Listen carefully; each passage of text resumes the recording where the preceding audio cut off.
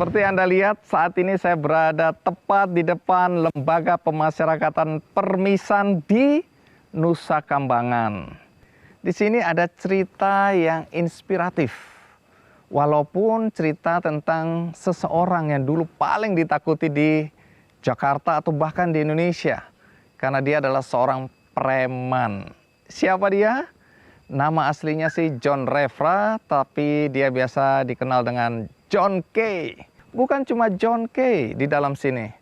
Ada juga Edi Setiono. Anda tentu bertanya-tanya, siapa Edi Setiono? Ketika terjadi pengeboman Atrium Senen tahun 2001 sekitar itu. Nah, di sini ada juga Edi Setiono atau Abbas. Edi Setiono yang akan kita temui yang mendapat hukuman seumur hidup, juga mengalami perubahan yang luar biasa. Dua orang ini yang akan saya ceritakan untuk Anda di Kick Andy. Karena itu, tetaplah di Kick Andy, saya akan masuk ke dalam dan kita akan dengarkan langsung cerita mereka. Mohon izin mau ketemu sama Pak John K sama Pak Edi Setiono.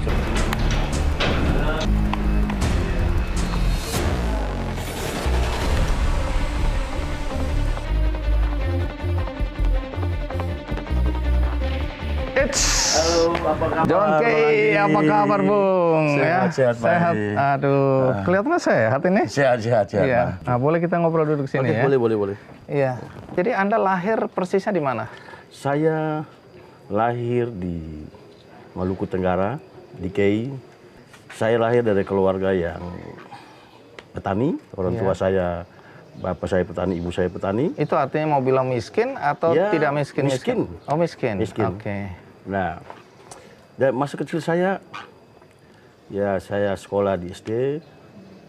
Mungkin tiap hari kita sekolah, pulang sekolah pasti teman-teman senior kita adu kita untuk berantem. Oh, dibully ya. Bang. Oh, jadi yang senior yang gede-gede ini bilang suruh berantem suruh gitu berantem. Ya? Kalau berantem 1 lawan 1 kalah udah 2 lawan 1. Oke. Jadi saya dari kecil sebenarnya sudah terbiasa berkelahi. Udah hobi berkelahi. Oh, hobi. Ya. Oke, jadi masa kecil ini pahit ya? Pahit, masa kecil saya pahit. Miskin, terus Ya. sering berkelahi. Sering berkelahi. Ini di kampung ini ya? Di kampung ya. Oke. Terus kemudian Anda pendidikannya sampai di mana? Saya sekolah SD, habis ke ST, Iya. sekolah teknik. Sempat STM? Saya sampai seharusnya dari SD ke STM. Iya. Tapi karena orang tua miskin, Iya. akhirnya saya dari SD ke SMEA. Nah, bertentangan dengan keinginan saya. Udah sekolahnya udah karena nggak sesuai dengan keinginan. Udah mulai sekolah berantem. Akhirnya putus di SMEA mau naik kelas 2. Mau kelas 2 selesai? Selesai putus. Diselesaikan. Ini bukan karena tidak mampu tapi tidak cocok ya? Memang tidak mampu dan tidak cocok. Oh, tidak mampu juga? Iya. Jadi otaknya nggak mampu? Iya. Kalau otak sih mampu. Oh, otak mampu, tapi biaya yang nggak mampu. Biaya. Jadi Anda nggak tamat? Nggak pernah tamat. tamat? Sampai hari ini nggak pernah tamat? Akhirnya saya sampai di Jakarta, saya ikut persemaan. Oh, oke. Akhirnya dapat ijazah SMA. Ijazah SMA. Iya. Terus sempat lanjutkan atau tidak? Saya mau lanjutkan kuliah di Jayabaya. Kebetulan kasus ini, ya mungkin Tuhan berkehendak lain beliau. Oke, jadi tidak pernah duduk di bangku kuliah? Tidak pernah. Oke, baik. Tentu bagi Anda yang mungkin sering dengar nama John K, tapi belum tahu kehidupan yang sebenarnya, mari kita lihat dulu liputan berikut ini. Bung John, jadi kehidupan Anda waktu kecil ini kelam ya? Iya. Miskin, lahir dari keluarga petani. Keluarga petani dan miskin. Berapa bersaudara ya? 6 bersaudara. Kehidupan yang pahit di kampung halaman membuat Anda harus bergerak merantau ke Surabaya pertama kali ya? Ini umur berapa ini? Saya waktu itu umur sekitar 18 tahun. Saya punya tekad karena memang hidup di kampung itu miskin. Iya. Kalau memang orang miskin kan biasa kan dilihat orang kan hina, direndahkan. Ya? Okay. Nah, di situ saya punya satu tekad bahwa saya harus keluar dari kampung dan saya berhasil saya bisa kembali ke kampung. Oke, terus apa yang dilakukan di Surabaya? Pada saat saya pernah ada kejadian ribut di Tual, jadi habis berantem, orangnya jatuh masalah lain, bawa kantor polisi, mau dibawa ke pengadilan. Jadi pada saat bawa ke kejaksaan, jaksa bilang, "Dek, saya nggak tahan kamu, tapi dipercepat untuk sidang." Nah, waktu saya ditual, saya ada kapal niaga 14 waktu itu. Masuk ke Elat, katanya tujuan mau ke Surabaya. Nah, itu waktu saya sama adik sepupu saya, Becky Resmol. Karena dia ngomong ada kapal mau tujuan ke Surabaya, udah kita ke Elat. Dan langsung lompat naik ke kapal. Langsung naik ke kapal. Jadi ini melarikan diri. Melarikan diri, ya. Astaga. Ini dari kecil sudah kejahatan. Jadi, oke, lompat naik terus ke Surabaya. Naik ke Surabaya kan dulu tiketnya tuh 65.000. Iya. Bayar atau tidak? Saya nggak punya duit seperak pun. Saya modal nekat aja. Terus? Udah naik ke kapal, sampai di kapal ditagih tiket, saya nggak punya tiket. Jadi orang kapal tanya, kalau sekarang kalau kamu nggak punya tiket, tujuan kamu ke Surabaya untuk apa? Ya ke saudara saya di Surabaya. Ya udah, kalau kamu nggak punya tiket, sekarang kamu kerja di kapal, bersihin itu. Bersih kapal. Bersih kapal. Nah, pendek cerita, sampai di Surabaya, ketemu saudara, udah tinggal sama-sama dengan saudara. Mungkin 1 bulan, 2 bulan, nggak cocok. Akhirnya keluar dan tidur di emperan jalan. Oke, menggelandang. Ya, ini masih di Surabaya. Masih di Surabaya. Akhirnya ada ketemu orang Ambon, keluarga Supemena, Bung Beni, adiknya diajak ke rumah. Nah, waktu itu Papi Buce Supemena, ya beliau aktif di gereja juga. Dia tanya, "Nyong tinggal di mana?" Bilang tinggal sama teman orang Madura. Padahal saya tidur di emperan jalan. Akhirnya kenapa harus tinggal orang Madura? Tinggal di sini aja. Terus? Ya udah, ambil tas bawa tinggal sini. Sedangkan ini pakaian nggak ada, cuma pakaian di badan aja. Ini menarik ini, karena ini masa remaja Anda tinggal di rumah ya pelayan gereja gitu ya, atau majelis gitu ya. Hamba Tuhan, mereka suka nyanyi di gereja. Oh oke, nyanyi di gereja. Nah kemudian kan pasti orang bertanya-tanya, bagaimana mungkin kemudian seorang John Kay itu bisa terjebak dalam dunia hitam? Nah ini menarik ini, tapi nanti cerita abis ini. Sekarang kita rehat sinak, ikuti terus Kick Andy. Saya nggak mau bunuh dia, hanya saya cuma mau kasih putus tangan. Astaga. Ternyata di luar dugaan, parang pas kena leher. Satu kali mati.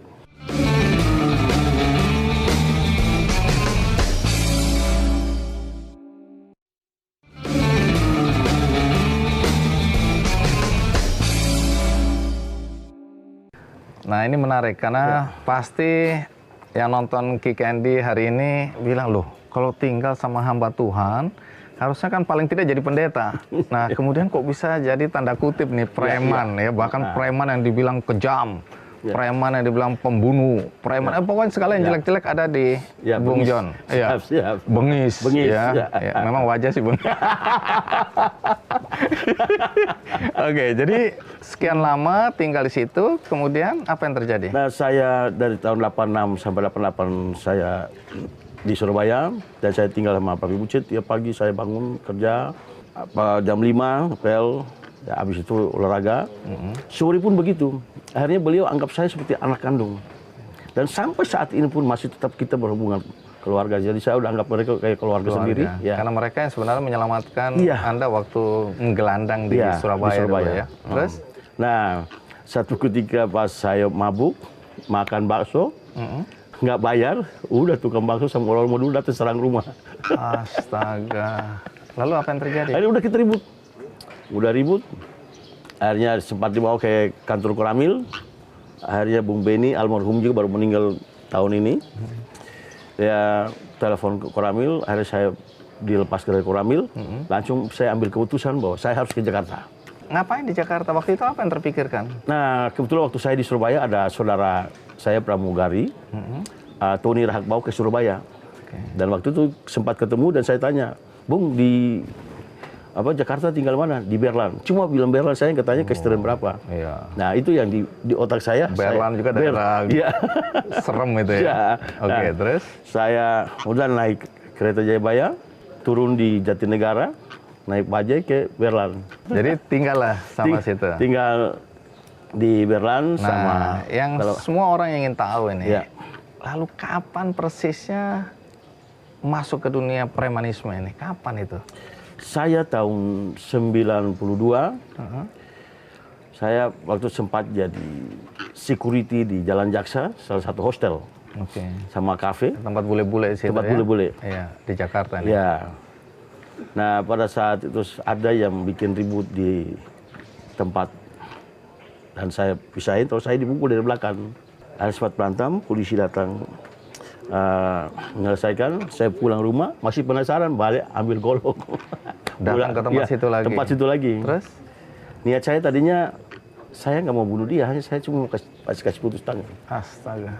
Ternyata di luar dugaan, parang pas kena leher. Satu kali mati. Dan karena di pikiran saya itu di tangan, kaki yang lain lari saya kejar, balik lagi, potong lagi kakinya. Potong. Ini berapa orang? Satu orang. Okay. Saya sendiri sama ada anak buah saya bawa motor. Oke. Tapi yang dilawan ini satu orang juga? Mereka banyak juga, ada sekitar 5-6 orang. Oke. Nah, saya kejar mereka yang lain lari. Iya. Saya balik lagi, hantam kaki, udah. Anak buah saya ada motor, start motor, kita cabut. Cabut besok baca koran, ternyata tinggal berapa inch aja di leher. Mati ya? Mati. Itu tanggal 12 Mei. Umur berapa itu sudah bunuh orang? Saya umur 22 atau 23 tahun. 22 tahun. Ada penyesalan nggak waktu bunuh orang itu? Waktu itu saya nggak menyesal. Saya merasa saya jago kalau saya bunuh orang. Astaga. Waktu itu. Terus? Nah, itu awal mula? Awal mula. Saya buron satu minggu, tanggal 12 Mei. Tanggal 24 Mei saya menyerahkan diri ke Polda Metro Jaya. Oh, menyerahkan? Menyerahkan diri. Itu pertama kali dalam hidup masuk penjara? Iya, pertama kali dalam hidup masuk penjara tuh. Oke, terus? Nah, masuk di penjara di Selembang, ribut satu penjara, keroyok saya sama teman saya Freddy Sitania. Jadi di dalam penjara ribut terus. Nah, dari Selembang pindah ke Cipinang, ribut lagi karena mereka nggak bisa berhadapan, lagi tidur dihajar. Lagi jalan ditusuk dari belakang, di Cipinang. Nah, setelah bebas dari penjara, nah itu pas keluar tahun 95 itu mulai ada ekstasi. Jadi pertama main ke diskotik ada teman-teman bilang, ini lihat kok orang kayak orang gila semua pada goyang. Nah, ada ayah namanya ekstasi, saya bawa simpan di rumah 1 minggu, saya nggak berani. Tapi karena tiap malam ke disko terus, udah coba. Jadi awal kena narkoba juga di situ. Ya. Nah, kemudian mulai bentuk Angkatan Muda AMK. Itu kenapa bentuk itu? Itu Angkatan Muda KI itu karena dulu waktu kerusuhan di KI, akhirnya ada beberapa teman-teman kita kumpul, anak-anak KI, untuk mencetuskan bagaimana supaya kita jangan saling curiga, kita bikin satu organisasi supaya kita bisa menyatukan semua rumpun. Nah, muncullah kita bikin organisasi itu dan saya ditunjuk sebagai ketua umum. Dan anggotanya makin lama makin besar, ribuan saya dengar itu ya. Dari sebelum AMK ini muncul, saya kalau tiap malam ke disko tuh pasti ribut. Berantem, ribut di sini, pindah lagi ke sana, ribut di sana. Jadi mungkin hampir tiap malam kalau keluar mesti ribut aja. Kecanduan. Iya, kalau orang lain kan kecanduan. Jadi mulai dari situ nama Bung John ini mulai terkenal ini ya. Iya. Ini ada John K. John K, ya. Padahal nama asli John Refra. John Refra, ya betul. Tapi dikasih nama John K karena asli dari K. Orang tua pernah nggak kasih komentar atau pernah nggak? Atau tahu orang tua bahwa Anda di Jakarta ini preman? Waktu pertama saya keluar dari kampung, itu orang tua saya pesan kalau kamu merantau, yang penting kamu jangan ngerampok, jangan mencuri. Kalau berantem itu laki-laki biasa. Nah, tapi ini semua udah dilanggar ini. Jadi, bagaimana orang tua melihat anaknya begitu? Ya, waktu papa sama mama masih hidup, udah kamu hidup baik-baik aja, nggak usah berantem-berantem lagi. Kan kesian anak-anakmu. Iya. Oh, ini waktu itu sudah menikah ya? Iya. Jadi saya bilang ya, ini kehidupan. Ya mungkin ada waktunya pasti saya akan berubah, tapi ini mungkin belum waktunya. Jadi mama selalu nangis. Saya berpikir kalau saya nggak begitu, saya nggak melakukan. Bagaimana hidup? Bagaimana mau hidup? Saya mau angkat derajat orang tua saya aja. Walaupun dengan jalan yang salah. Iya. Oke, jadi sebenarnya ada perasaan bersalah itu sama orang tua itu ya? Iya, tapi maunya gimana? Itu. Jadi sampai orang tua meninggal, orang tua udah nggak ada ya? Udah nggak ada. Sampai orang tua meninggal pernah nggak ada menjelaskan kepada orang tua kenapa kehidupanku seperti ini?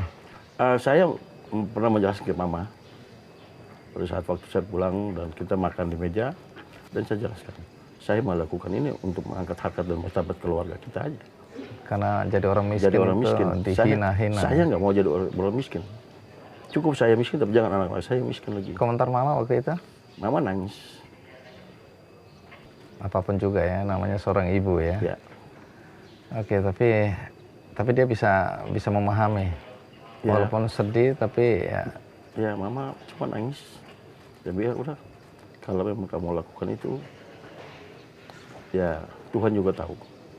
Saya pikir Tuhan melihat hati manusia. Tuhan bukan melihat muka. Kalau ya saya memang dianggap sampah masyarakat dan termasuk paling bengis. Tetapi mungkin saya punya hati juga, ada hati yang penuh kasih juga. Jadi saya kalau sering membantu juga keluarga, saudara-saudara. Nah ini menarik ya. Saya dengar dua cerita yang berbeda bagi orang-orang yang hidup di dunia malam ya. Nah saya nggak tahu bagaimana kehidupan kontradiksi nih antara kebaikan dan ekstrim ini ya. Kebaikan yang ekstrim, kejahatan yang ekstrim. Kenapa bisa ada di dalam diri? Gini Bang, saya pada prinsipnya saya nggak pernah mau ganggu orang. Prinsipnya tidak mau ganggu Tidak orang. mau ganggu orang. Oke, terus? Siapapun dia, saya selalu baik dan selalu bersahabat. Tapi kalau saya udah baik sama dia dan dia mau jahat sama saya akan tunjukkan bahwa saya lebih jahat dari kamu. Nah itu prinsipnya tuh. Saya nggak mau ganggu orang. Siapapun saya nggak mau ganggu. Tapi dalam dunia hitam kan Anda misalnya diminta untuk kuasai tanah, diminta untuk bunuh orang, ganggu orang, tagih utang ke orang, itu kan ganggu orang. Saya kalau untuk tanah saya nggak hobi.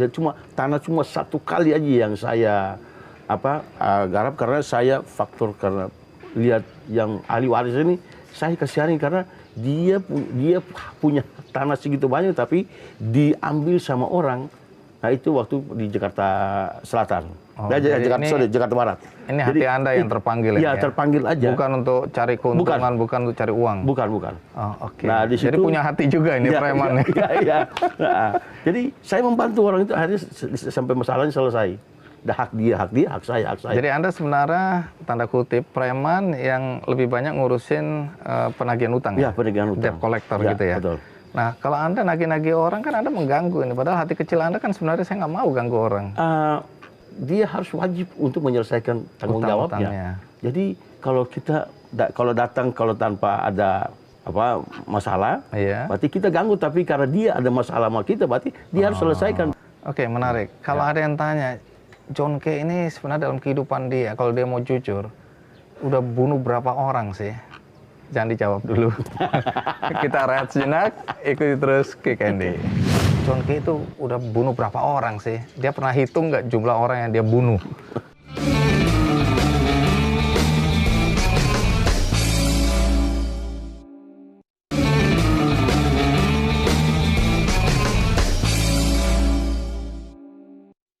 Terima kasih Anda masih bersama saya di acara Kick Andy dan kita saat ini berada di Lembaga Pemasyarakatan Permisan Nusa Kambangan di Jawa Tengah.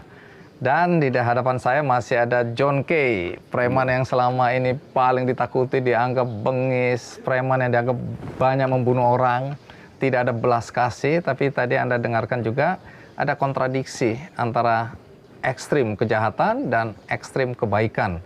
Dan ini ada di dalam diri Bung John Kay. Ya. Nah, kalau ada yang tanya misalnya, John Kay itu udah bunuh berapa orang sih? Dia pernah hitung nggak jumlah orang yang dia bunuh? Bunuh ini pasti peristiwanya macam-macam, bela diri, bisa juga memang terpaksa, bisa juga dengan sengaja. Kalau ada pertanyaan seperti itu, Anda bisa jawab nggak? Saya bisa jawab dan bisa tidak juga. Oke. Ya, kalau bisa jawab mungkin ya lebih dari satu iya. Lebih dari satu? Iya. Oke. Bisa 100, bisa 200. Oke, itu masa lalu ya, kelam ya. Apapun yang terjadi dalam hidup Anda. Nah, saya kan datang ke sini karena saya menonton itu. Bagaimana kesaksian Anda dari dalam penjara tentang perubahan yang luar biasa. Ketika saya tunjukkan ke teman-teman, banyak yang nggak percaya, bohong itu. Mana mungkin John Kay berubah? Mana mungkin preman yang bengis, yang sadis itu bisa berubah? Tapi saya kan penasaran. Iya. Karena di dalam situ Anda jelaskan bahwa Anda bahkan mengimbau teman-teman yang masih ada di luar, yang masih melakukan kejahatan, ayo kita berubah. Nah, tentu semua orang ingin tahu ini, apa yang membuat Anda berubah? Nah, itu mungkin berapa tahun lalu saya ditempatkan di High Risk Batu. Oke, di LV Batu situ Di ya. LV Batu. Iya. Nah, Itu security-nya maksimum banget ya, super maksimum bahkan ya.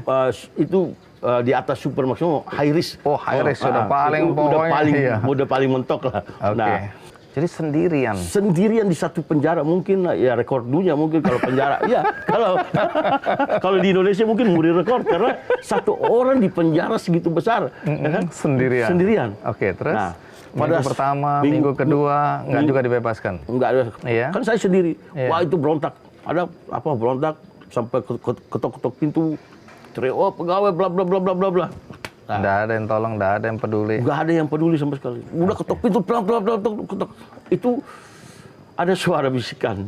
Kamu ketok sampai tuli juga, mereka nggak anggap. Nah, kebetulan waktu itu Pak Yohanes itu kasih benadik sini, bawa Alkitab, dan saya ambil Alkitab. Saya berdoa dan baca. Pertama saya belum mengerti. Apa ini baca ini Alkitab?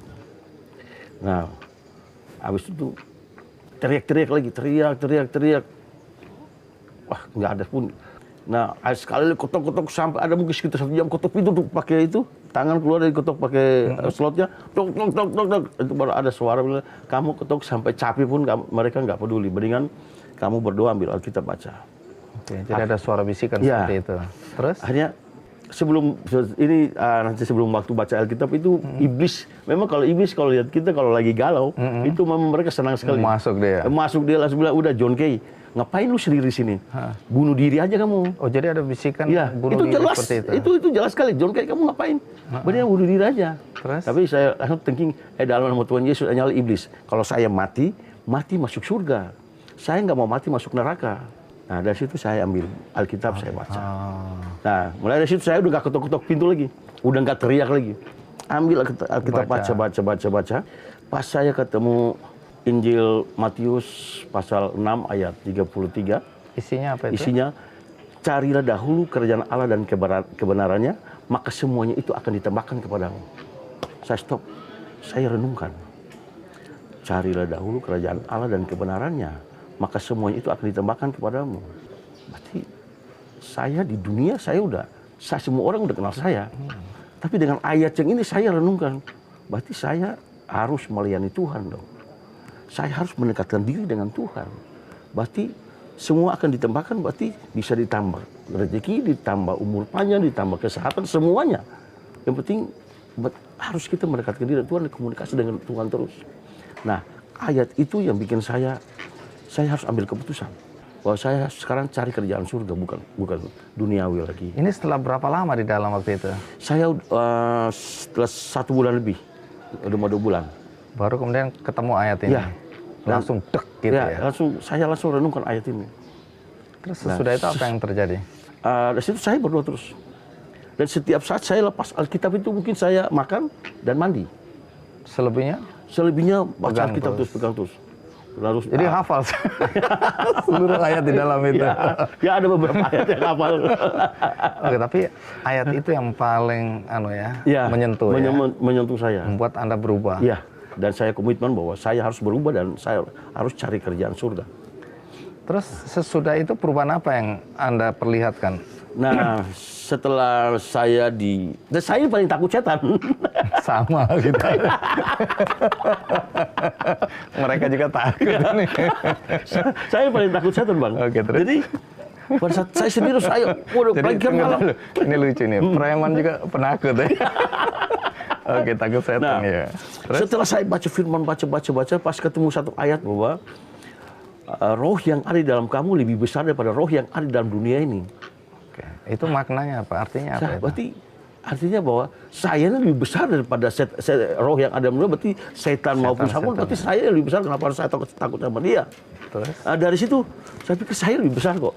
Setan yang takut sama saya, bukan saya takut sama setan. Okay. Nah, dari situ meyakini saya, setan kamu takut sama saya, bukan saya takut sama kamu ya, karena roh yang ada dalam saya lebih besar daripada kamu. Nah, itu yang bikin saya sampai detik ini saya nggak takut sama setan lagi. Kalau gitu saya harus baca itu. Sampai sekarang masih takut. Oke, jadi terjadi perubahan yang drastis ya. Iya. Kalau ada orang yang tidak percaya, Ini kan Anda preman ini, mana mungkin. Di luar sana pasti bilang, alah John Kay nggak mungkin. Ini preman tuh sampai mati dia akan jadi preman. Apa yang bisa meyakinkan kita semua bahwa Anda betul-betul bertobat, betul-betul berubah? Saya itu semua masyarakat mereka punya hak untuk menilai saya, untuk terserah. Tapi waktu yang akan berbicara, waktu yang akan menentukan bahwa John Kay itu berubah cuma pura-pura atau dengan sungguh-sungguh. Iya. Nah, tapi kemudian dipulangkan ke sini. Perubahan apa yang terlihat? Nah, saya ketemu Pak Kalapas. Saya bilang, Pak, kalau Bapak percayakan saya ditunjuk sebagai koordinator kebersihan. Saya akan buat LP ini jadi bersih. Pak Kalapasnya responnya sangat positif. Oke, percaya ya? Ya, dia percaya dan itu saya buktikan bahwa itu waktu pertama belum ada anak-anak buah saya sendiri. Saya ngepel sendiri tiap pagi, bangun jam 6 udah ngepel. Nah, setelah saya ketemu Pak Kalapas memberikan apresiasi ke saya cari anak-anak tamping kebersihan.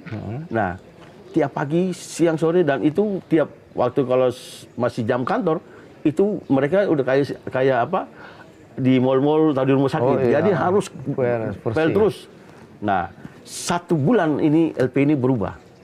Yang tadinya di Nusa Kambangan ini LP yang paling jorok. Selalu dibully katanya ini LP ini memang benar-benar buangan. Tapi setelah saya ditunjuk sebagai, bukan ditunjuk, tapi saya menawarkan diri saya. Dan dipercaya. Kebetulan dipercaya. Karena saya harus berbuat baik dari lingkungan saya dulu. Kalau saya mau berubah, kalau saya bilang saya berubah dan saya nggak melakukan sesuatu, berarti percuma, orang nggak percaya. Sampai hari ini Anda masih percaya bahwa Anda akan tetap berubah? Tetap. Ada keyakinan itu? Saya punya keyakinan. Nggak pernah goyah? Orang mau ngomong apa, itu urusan mereka. Tapi saya punya keyakinan dan saya yakin sampai mati saya melayani Tuhan. Kita coba mewakili pikiran-pikiran orang di luar sana. Oke, John Kay berubah. Itu kan nggak ada pilihan dia di dalam penjara. Nanti kalau dia keluar, godaan itu kan besar sekali. Anda kan selama ini, maaf ya, hidup di dunia hitam ini kesannya uang itu mengalir begitu deras, gampang. Ya, Anda injak kaki saya aja langsung saya kasih uang. Nah, itu begitu mudahnya cari uang. Belum lagi narkoba, belum lagi segala macam urusan dengan judi dan lain-lain. Nah, sampai di sini, seberapa yakinnya Bung John bahwa nanti kalau keluar sana Anda masih bisa bertahan?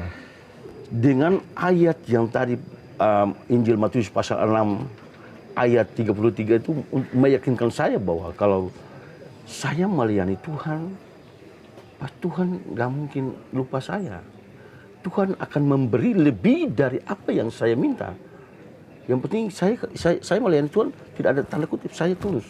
Nah, nanti waktu yang akan membuktikan. Jadi Anda janjikan waktu yang akan membuktikan. Siapapun yang nggak percaya pada Anda, perubahan yang terjadi pada diri Anda, tunggu waktu nanti akan membuktikan.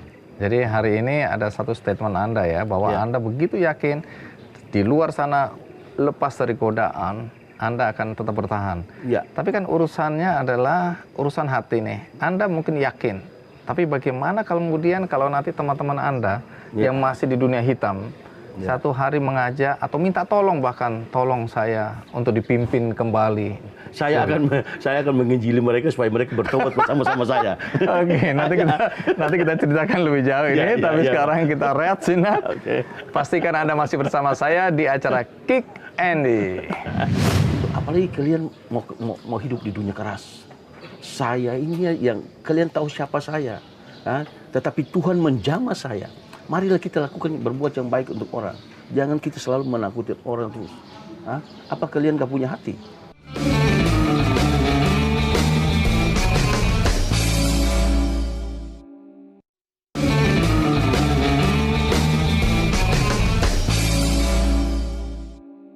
Iya, Bung John, walaupun tadi Anda ketawa-ketawa bilang, kalau ada teman-teman yang masih di dunia hitam datang ngajak lagi, tolong kami dipimpin lah. Kami ini kurang gagah sekarang ini, sering kalah kalau berantem sama preman. Nah, ini kan godaan, mungkin bukan pemaksaan, tapi mereka berharap Anda memimpin mereka lagi. Terus Anda memang guyon bilang, oh nanti saya akan khotbah di situ, saya ajak mereka kembali ke jalan Tuhan. Ini kelihatannya bercanda, tapi bagaimana Anda meyakinkan teman-teman nanti? Sementara mereka udah hidup enak, tanda kutip, dapat uang banyak. Ya, pada prinsipnya hidup ini kan pilihan.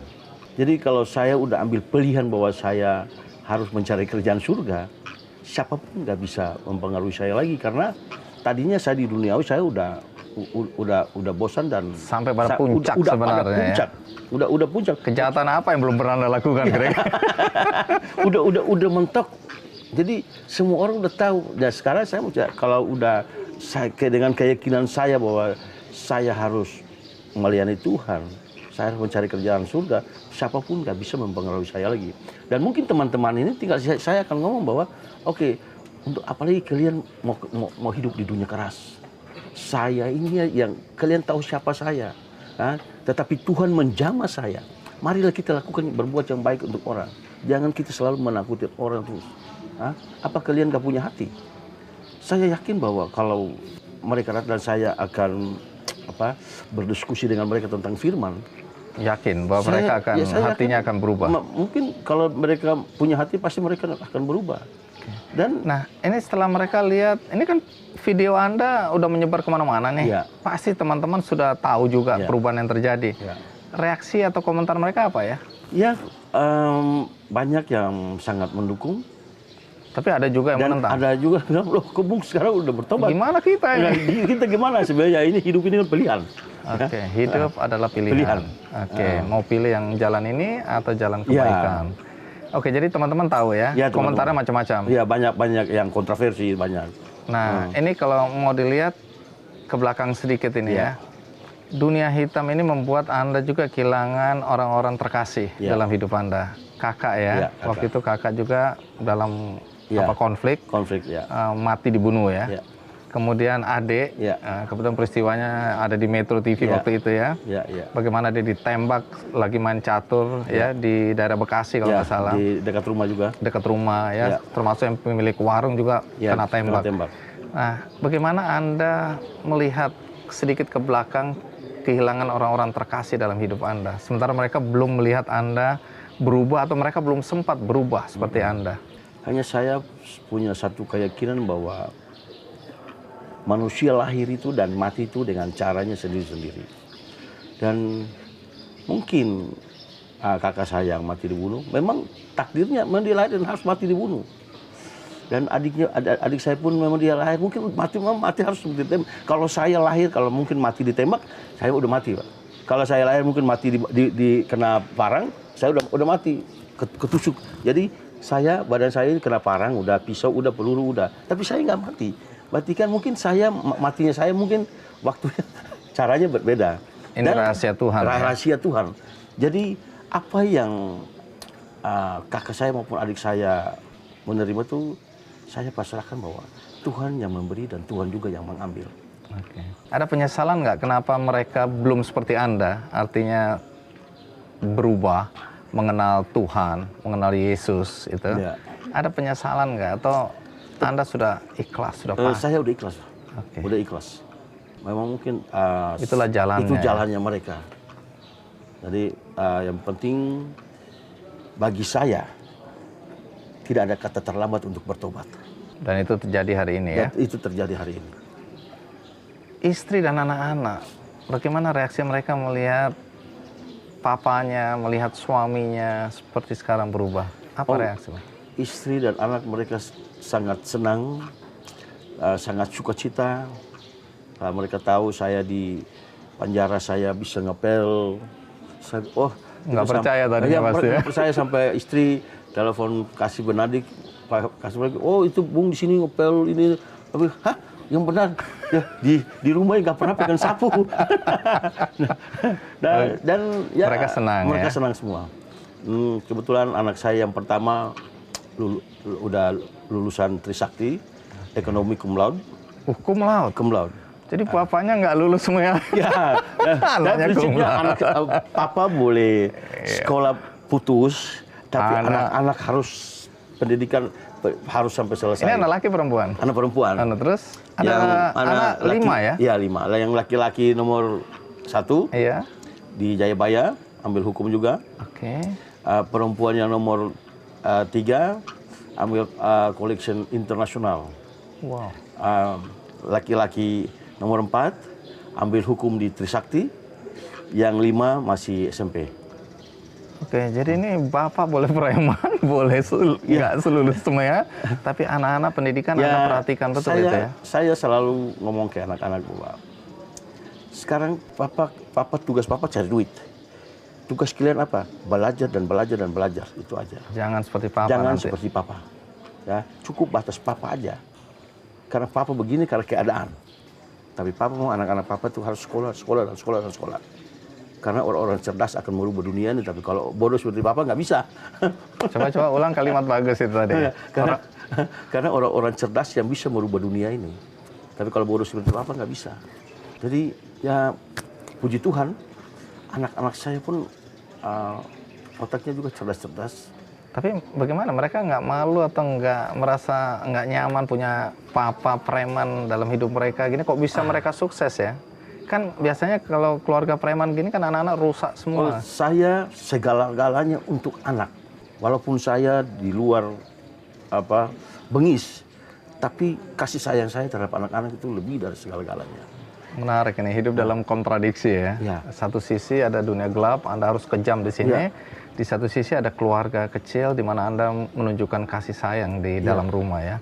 Jadi mungkin anak-anak saya selama mereka dari kecil sampai saya belum pernah mau pukul atau bentak. Kalau saya berpanggil anak saya baru panggil aja mereka udah tahu, langsung mereka nangis. Jadi, kenapa harus nangis? Nah, papa cuma panggil ke saya. Jadi waktu pas kasus yang terakhir ini, itu anak-anak saya di sekolah, waktu mereka masih sekolah, mereka tahu bahwa ini anaknya John Kay. Akhirnya udah pada teman-teman mereka, orang tuanya datang mau kenal sama anaknya John Kay. Anak John Kay kayak apa? Ternyata di sekolah mereka sangat baik, sangat santun. Teman-teman mereka pun sangat santun.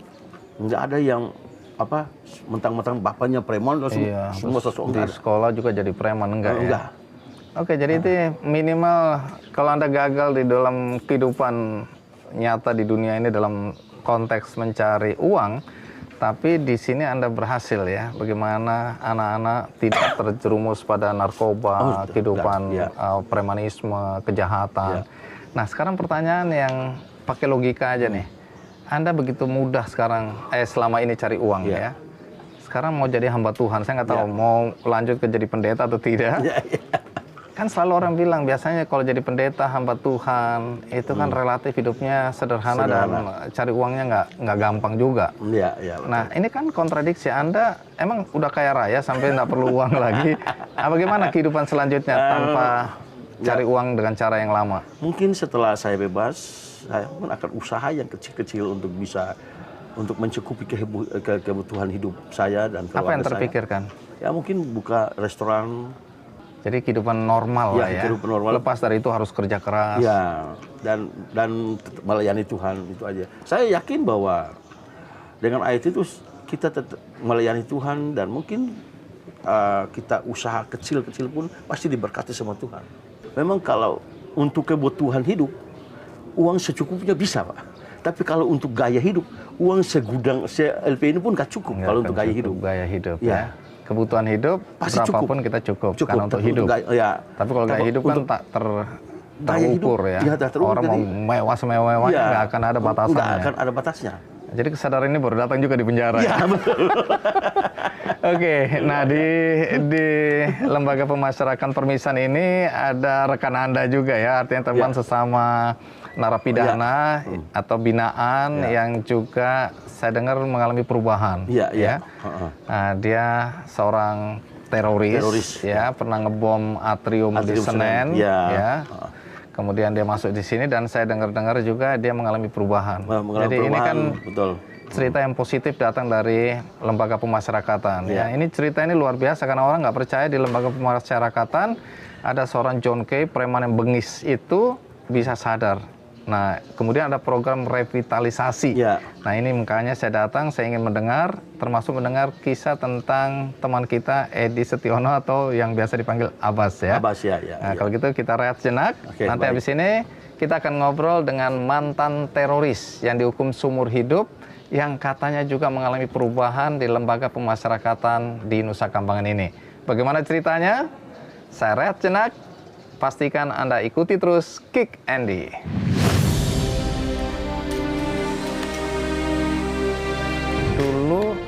Anda punya pemahaman tentang negara ini seperti apa sehingga Anda kemudian dianggap sebagai teroris?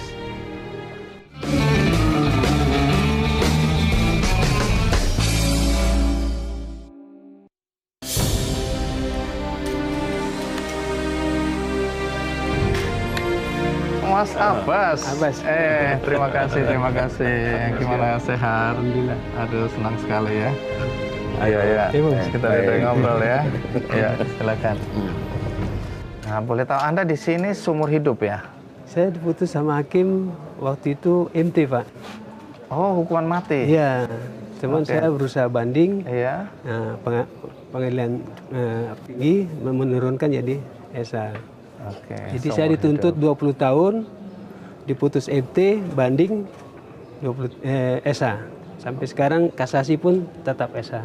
Oke, jadi seumur hidup di sini ya? Seumur hidup. Jadi udah berapa lama di sini? Saya di Salemba hampir 2 tahun. Salemba 2 Terus tahun? di Cipinang 5 tahun kurang 3 bulan. 2008 tanggal 28 bulan Mei saya pindah ke LP Batu. Sampai 2017. Baru 2008 sampai 2017. Jadi total berapa lama Anda di dalam lembaga pemasyarakatan ini? Sekarang hampir 18, Pak. 18. Keinginan untuk satu hari bebas itu masih ada atau? Jelas masih. Pasti lah. masih ya. Upaya hukum apa yang sudah pernah dilakukan? Saya sekarang sedang ngurus perubahan hukuman melalui lapas. Oke. Melalui lapas. Apa perubahan yang Anda harapkan itu? Ya bisa berubah jadi hukuman sementara 20 tahun. Oke. Tapi kalau boleh dibilang dulu Anda punya pemahaman tentang negara ini seperti apa sehingga Anda kemudian dianggap sebagai teroris? Ini sebenarnya salah dalam hal seperti itu. Saya tetap warga negara Indonesia yang baik. Oke. Saya mengakui Indonesia negara yang tetap bersatu dari dulu. Karena kasus saya kan kasus konflik dari Ambon. Maaf ya Bung ya. Karena saya juga sama Bung John ini nggak pernah ada masalah dari mulai Batu sampai ke sini. Jadi kasus saya kasus konflik aja. Ambon. Oke, jadi bukan urusan mau bukan merubah pemerintah ini. Jelas saya punya akte kelahiran, KTP punya, paspor ada. Dan Anda masih mengakui itu ya? Iya. Dan saya nggak pernah mengatakan tidak NKRI dari dulu. Dan saya nggak pernah di Pasir Putih atau di Batu yang orang bermasalah seperti itu. Gitu. Jadi kasus saya jelas kasus dari konflik Ambon. Cuma kesalahan saya akui satu kesalahan, saya bawa ke Jakarta gitu. Nah itu saya kena undang-undang hukum situ. Tapi sebelum itu, mari kita lihat dulu tayangan berikut ini. Nah, kalau dilihat tadi apa yang Anda lakukan di masa lalu, ya, kemudian Anda 18 tahun di lembaga pemasyarakatan, pindah-pindah dan akhirnya ada di sini. Nah, yang saya dengar juga adalah terjadi perubahan dalam hidup Anda ya. Boleh tahu awal mula perubahan itu terjadi dan apa yang berubah dalam hidup Anda? Waktu saya di LP Batu, saya sering didatangi sama yayasan-yayasan atau dari BNPT, dari mana-mana sering datang. Mereka menceritakan keadaan konflik yang sebenarnya di Ambon, gitu. Ternyata itu ada rekayasa, gitu. Dan memang pada waktu saya di Cipinang pun saya kumpul sama Berti dan teman-teman yang lain dan tidak ada masalah. Nah, iya, karena memang bukan daerah konflik waktu itu di Cipinang gitu. Jadi memang sudah dari Cipinang pun saya sudah aktif di masjid membina anak-anak gitu. Karena memang dari hati nurani saya ingin tidak mengulangi persoalan-persoalan yang di Ambon itu karena sekarang posisi saya sudah bukan daerah konflik gitu. Jadi saya punya aktivitas yang positif mulai dari Cipinang sebenarnya, bukan setelah di sini. Di Cipinang saya membina anak-anak supaya anak itu memberikan satu perubahan dalam kehidupan mereka. Apa saja yang Anda lakukan untuk memperbaiki hidup dan mungkin kesalahan masa lalu? Ya artinya kita tidak membuat masalah lah di LP. Mengajak teman-teman, memotivasi teman-teman supaya tidak mengulangi satu kesalahan yang sama. Saya bilang. Banyak teman-teman sering bertanya curhat sama saya seperti itu. Saya bilang jangan sekali-kali kalian mengulangi satu kesalahan yang sama. Seperti kita berjalan di dalam satu jalan yang berlubang, lantas kita akan masuk lagi jalan itu lagi terus masuk lubang lagi, itu berarti kita orang bodoh. Saya bilang gitu. Itu yang sering saya motivasi sama teman-teman. Biasa Anda sampaikan di situasi seperti apa ini? Saya kadang-kadang suka jalan sambil teman-teman suka bertanya sambil ngobrol-ngobrol gini. Nggak di forum, nggak ada di forum di sini. Memang kita nggak pernah mengadakan forum kecuali orang yang belajar Iqra gitu. Jadi Anda melakukan pendekatan individual ini ya? Seperti kayak di kamar kita kan, satu kamar sekitar 19 orang. Itu bukan teman-teman terorisme, bukan. Ya. Dari segala unsur ada. Narkoba, kriminal, semuanya ada, pembunuhan juga ada gitu. Jadi mereka sering, kita dianggap ustadz gitu kan. Padahal bukan gitu. Cuman kita ngerti sedikit gitu. Iya, Kita sampaikan apa yang kita pahami itu gitu. Jadi pelajaran apa yang paling berharga yang Anda dapatkan ketika hidup dari penjara satu ke penjara yang lain? Saya bangga Pak berteman dengan orang-orang seperti ini Pak. Kenapa? Saya senang. Karena mereka ternyata hatinya baik semua pada dasarnya. Hatinya baik semua. Baik. Tapi kenapa bisa berada di sini? Jadi teman-teman itu karena lingkungan yang membentuk mereka. Padahal dasarnya seperti contoh teman yang kerja-kerja di sini. Iya. Itu Masya Allah semuanya baik semua itu. Saya tahu dari hati ke hati mereka. Cuma persoalannya kan image di luar itu tentang penjara itu selalu jelek. Iya. Terus berita ini nggak adil. Kenapa saya katakan nggak adil? Iya. Selalu diberitakan LP ini jelek, tempat pengedaran narkoba Iya, segala macam. iya. Padahal itu sebagian kecil aja oknum. Oke. Bukan semuanya. Bahkan segi positifnya lebih banyak daripada negatifnya. Itu yang tidak dilihat dan Itu. tidak diliput. Nggak pernah ada yang Biasa meliput. orang kayak saya ini nyari kesalahan orang Nah, aja. ini alhamdulillah Pak Ani datang ke sini nih. Mudah-mudahan bisa sampai keluar ini berita ini, Ya. gitu bahwa LP itu tidak seperti yang mereka buat katakan seperti itu, image Oke, jelek gitu. Jadi nggak melulu negatif ya? Tidak. Tapi stigma masyarakat tentang mantan narapidana itu kan melekat terus ya. Pesan Anda kepada siapapun yang menonton acara ini terhadap para mantan napi yang nanti keluar dari sini apa? Ya, pertama saya minta sama masyarakat di luar sana, yang paling utama itu dia bisa menerima dulu bahwa napi ini tidak seperti apa yang mereka bayangkan gitu. Mereka ini semua rata-rata korban gitu. Korban daripada sistem sebenarnya gitu. Mungkin kalau kita bicara lebih luas lagi, sistem ini kan mungkin tidak sampai menyorti pembinaan kepada masyarakat yang kecil, Pak. Terus lapangan pekerjaan juga susah gitu kan. Sehingga mereka rata-rata ini terpaksa semua teman-teman itu berbuat seperti jual narkoba segala macam, ya kan. Pembinaan masyarakat ini kurang gitu. Terutama mungkin ya pemerintah yang harus kita ingatkan gitu kan. Nah kalau Bung John, apa Jadi pesan Anda kalau- bagi masyarakat? Pesan saya kepada masyarakat bahwa napi sekarang ini bukan seperti napi yang dulu lagi.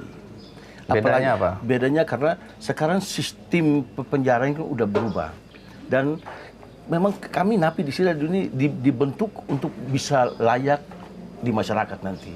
Dan saya yakin bahwa ke depan nanti mungkin dengan ada sistem penjara seperti sekarang ini akan merubah dan mengurangi tingkat kejahatan.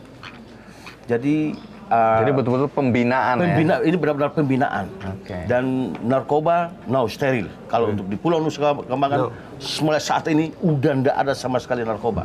Maupun jangankan narkoba, handphone aja kami udah nggak pakai. Oke. Semua di wartel.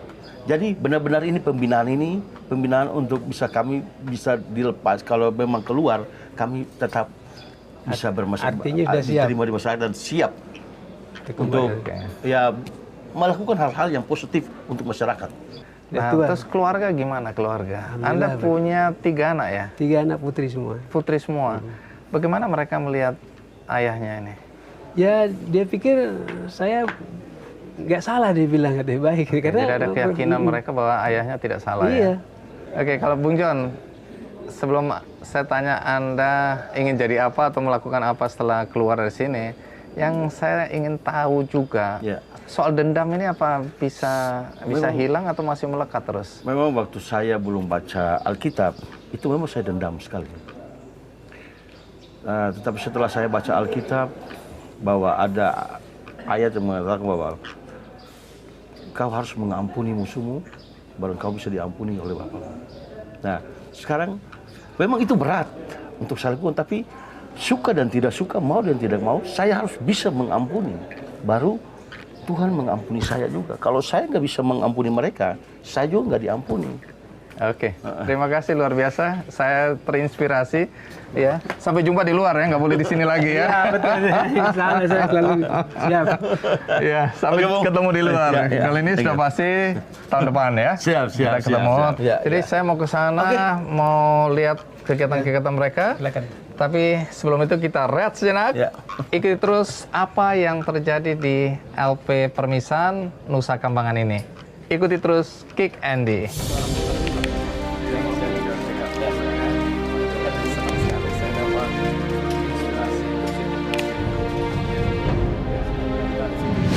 Setelah menunjukkan indikator perilaku sudah semakin baik, tertib menjalankan ibadah, bisa berkomunikasi dengan lingkungan, bisa menyampaikan harapan, kemudian bisa menyampaikan ide-ide baik, dipindahkan ke medium security.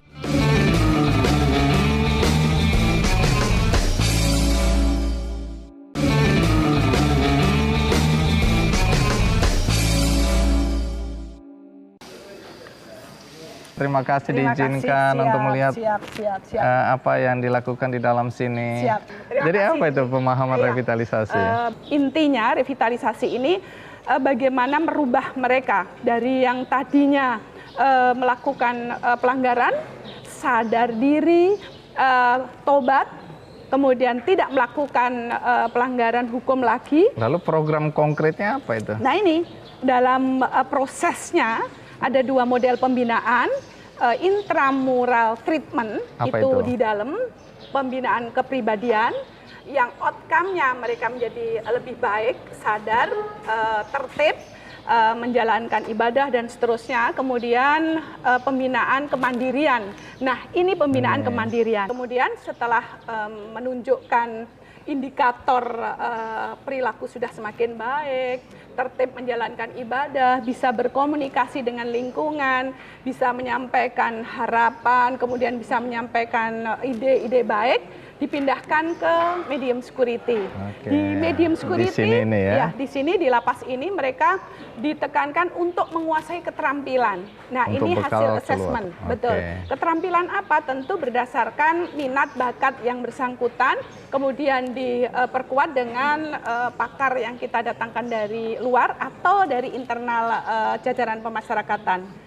Setelah mereka menguasai keterampilan ini, mereka nanti akan ditempatkan di lapas minimum security. Di sini ada. Oh, yang tadi terbuka ya, betul, bebas di rumah-rumah ya. siap. Nah, di Oke, sana ada level yang makin betul, lama makin di sana mereka nanti hanya menghasilkan produk, baik barang maupun jasa. Jadi setelah kelakuannya baik, berperilaku baik, Iya. kemudian punya keterampilan, berperilaku produktif, ditempatkan di minimum security. Nah, di minimum security aksesnya sudah boleh bertemu dengan keluarganya, tidur dengan istrinya, mohon maaf, bisa menggunakan akses telepon. Dan bisa bercocok tanam saya lihat Bisa tadi di ya. luar, betul, Oke. bisa Ya seperti warga masyarakat biasa aja, cuma bedanya masih di dalam pulau Nusa Kambangan. betul. Nah, kalau yang sekarang depan mata kita apa yang bisa dilihat ini? ini? Aneka macam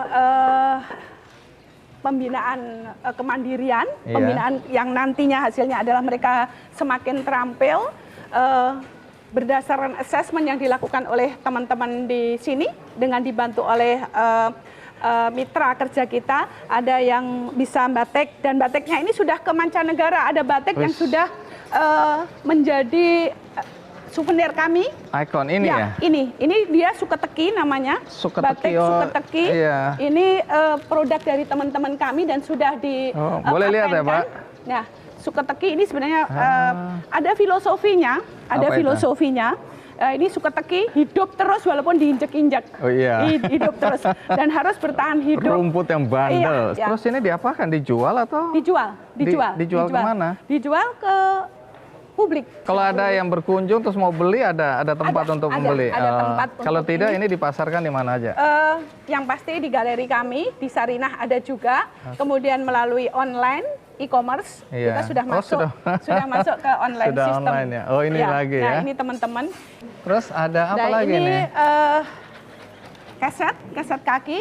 Ini ada beberapa saudara kita dari luar sana. Dari luar Jadi ya? di Permisan ini medium security ada 24 warga negara asing yang di sini. Ada Jadi di sini ya? iya.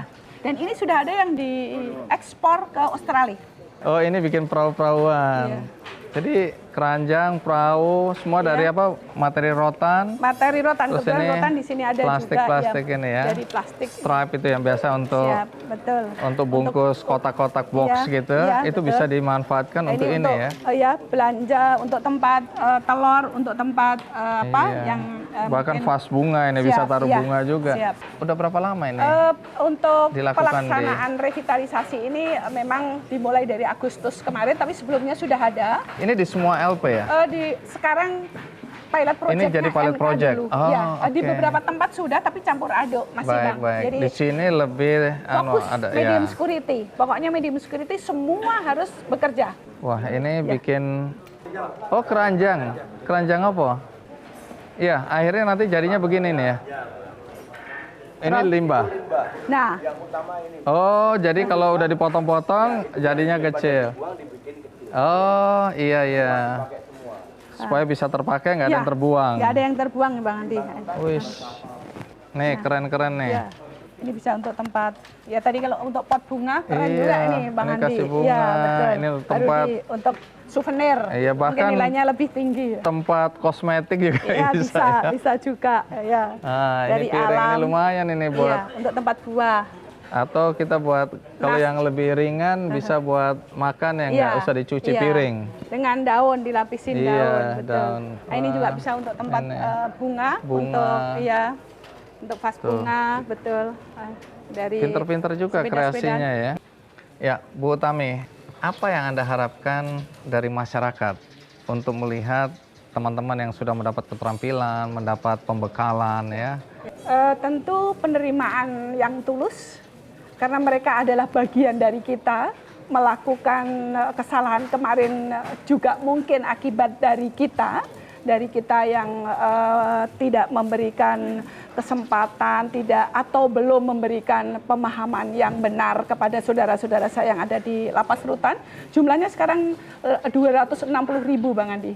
Tersebar di 522 lapas dan rutan di 33 provinsi. Sementara kapasitasnya hanya 126.000.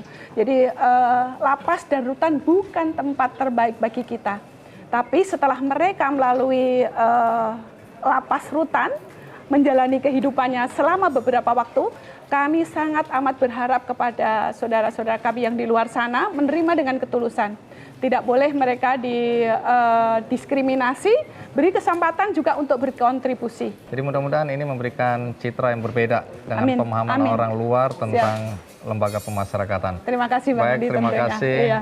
Kenang-kenangan dari teman-teman di sini. Wah, ini Mohon siapa maaf. yang Ini. ngelukis saya ini? Punya Kick Andy ini. Itu tadi cerita inspiratif dari LP Permisan di Nusa Kambangan. Kita bertemu dengan beberapa tokoh yang katanya jahat, katanya bengis, dan ada juga yang melakukan terorisme, tanda kutip. Tapi kita tadi dengar cerita mereka tentang bagaimana mereka berubah di dalam sini, bagaimana kegiatan juga kita tadi bisa lihat, apa yang terjadi di dalam lembaga pemasyarakatan. Mudah-mudahan dengan demikian stigma negatif itu bisa berkurang, syukur-syukur hapus sama sekali, sehingga kita bisa melihat para mantan napi lebih pada sisi kemanusiaan mereka, bukan pada kesalahan yang mereka sudah pernah lakukan. Semoga cerita kali ini menginspirasi kita semua untuk berbuat baik dalam hidup kita. Tapi sebelum itu, saya ingin berbagi buku juga, judulnya Makin Sedikit Makin Bahagia, 101 kisah tentang mengubah hidup dengan melepaskan apa yang dimiliki. Tidak mudah, tapi mudah-mudahan buku ini menginspirasi kita juga. Dan buku ini bisa Anda dapatkan melalui kuis di Twitter Kick Andy dan juga di website Kick Andy Show. Dan bagi Anda yang tadi terlambat menyaksikan acara ini, Anda bisa menyaksikannya di metrotvnews.com. Akhir kata, semoga kita selalu berbuat baik dalam hidup kita. Sampai jumpa.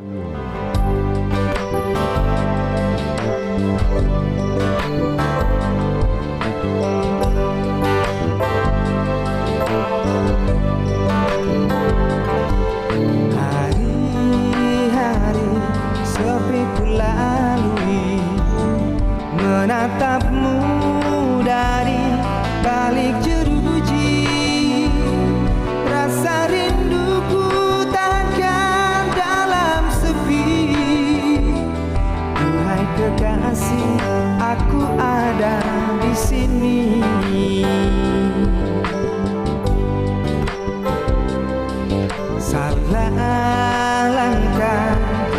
ku sadari, sesal kemudian pun tiada arti. Mohon maaf atas sikapku selama ini, segala salah pastikan ku perbaiki. Metro TV, knowledge to elevate.